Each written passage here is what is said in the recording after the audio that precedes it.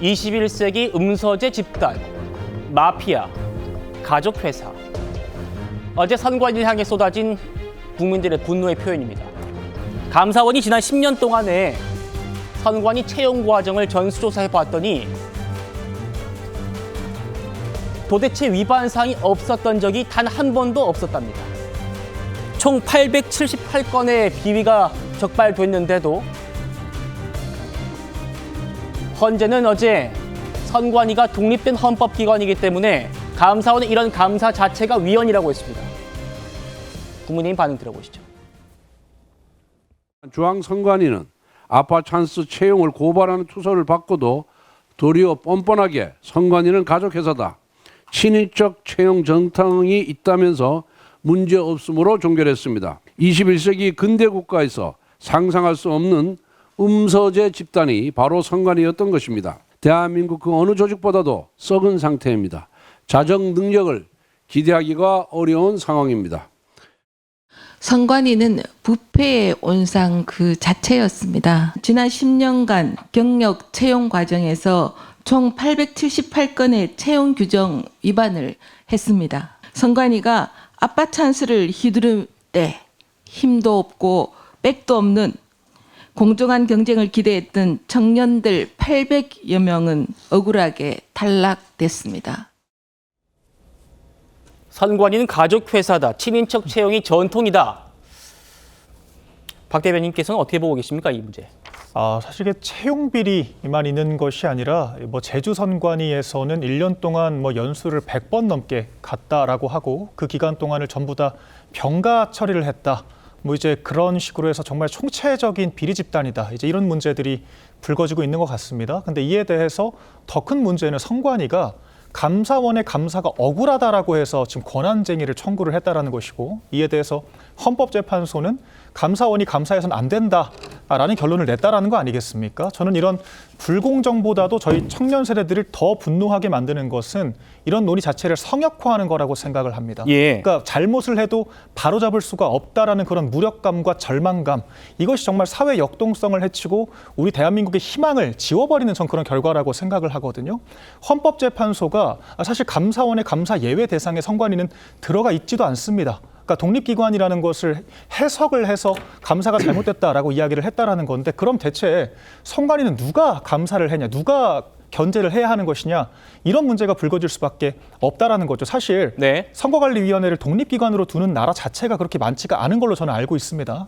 그러니까 행정부 내부 소속으로 둬서 충분히 견제를 받아야 함에도 불구하고 그렇지가 않다라는 것이고, 심지어 대법관들이 선거관리위원장이 되고 부장판사 출신들이 지역선거관리위원회 요직으로 들어가는 이런 관례들을 생각했을 때 사법부도 전관을 대하는, 공정하게 대할 수가 없는 거거든요. 입법, 사법, 행정부도 모두 다 건드릴 수가 없는 정말 언터처블이라는 것이고, 전 이 문제가 불거진 것 자체보다 앞으로도 바로잡을 지금 견제 능력이 전혀 없다라는 게 더 절망적인 부분이라고 생각합니다. 네. 도대체 숨길 게 얼마나 많길래 믿을 만한 사람을 뽑기 위해서 친인척을 채용하는 전통까지 생겼는지는 모르겠습니다만, 구체적인 사례대로 들어가면 정말 독립적인 헌법기관이라는 선관위가 이 정도밖에 안 됐나 한숨만 나옵니다. 보시죠. 김세환 전 사무총장의 아들은요, 선관위 내부에서조차 세자로 통했다고 하죠. 인력 수요도 없는데 2019년에 경력직 채용이 내려갑니다. 김세환 사무총장의 아들이 응시합니다. 그런데 구체적인 채용 공고도 없었고요. 시험위원 모두 사무총장과 친분이 있는 직원들이었습니다. 인천 강화군 선관위에 8급으로 채용됐는데 반년 만에 7급으로 승진합니다. 송봉섭 전 사무처장은요. 네, 이것도 보시죠. 무조건 한 채 했으면 좋겠다. 아들에게 관사를 한 채 줬으면 좋겠다. 관사가 자기 집입니까?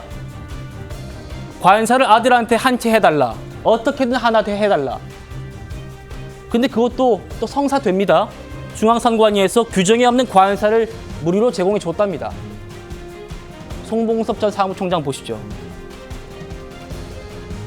충북선관위 담당자에게 내 딸이라서 그런 게 아니라 정말 착하고 성실하다. 참 착하고 성실하다. 내 딸이 아니어서가 아니라 이렇게 말했던 딸은 단 한 명만 뽑는 시험에 당당하게 합격을 했습니다. 딸이 충북 선관위로 가고 싶다고 했다군요. 차 교수님. 예. 지금 사무총장, 사무처장 모두 장차관급입니다. 네.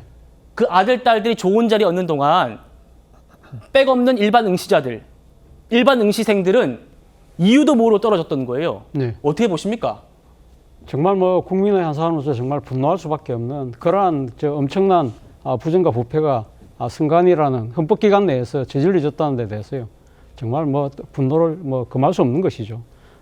사실 대한민국이 지금 21세기 고도의 민주주의와 그리고 제도화된 법치주의를 이 지금 우리가 집행하고 있는 국가로 상당히 세계적 주목을 받아왔습니다만 뭐 이번에 윤 대통령의 비상계엄뿐만 아니라 아마 이 지금 바깥의 시선의 입장에서 봤을 때 중앙선관위라는 헌법기관에서의 이런 부정부패가 버젓이 이루어지고 그것이 그러니까 10년 넘게 지속되었다는 이러한 그 사실에 얼마나 대한민국의 국격이 추락할까 하는 생각도 들고요. 네. 앞서 말씀하신 것처럼 이 공직에 나름대로 도전을 해서 뜻을 펼쳐보려고 하던 젊은 이 인재들의 입장에서는 정말 상대적 박탈감과 분노를 아마 더 크게 느낄 수밖에 없지 않을까 하는 생각이 듭니다. 예. 자, 그렇기 때문에 우리가 뭐 소위 복마전이라는 표현을 많이 썼는데요.